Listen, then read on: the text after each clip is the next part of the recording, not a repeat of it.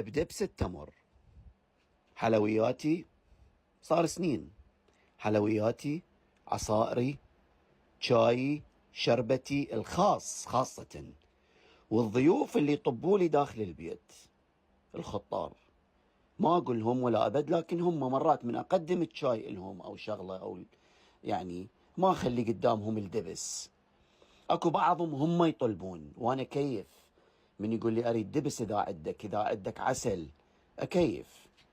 لكن دبس التمر عنصر أساسي عندي هو والعسل الطبيعي، ولازم دبسي يكون طبيعي 100%، ما مضاف إليه لا شيرة ولا شكر ولا هاي السوالف. إضافة للعسل، لأن أنا أستخدم بتوازن، يعني يبقى عندي كلش هواية اللي هي والخطاري يعني اللي يجي. فدبس التمر فشي روعة.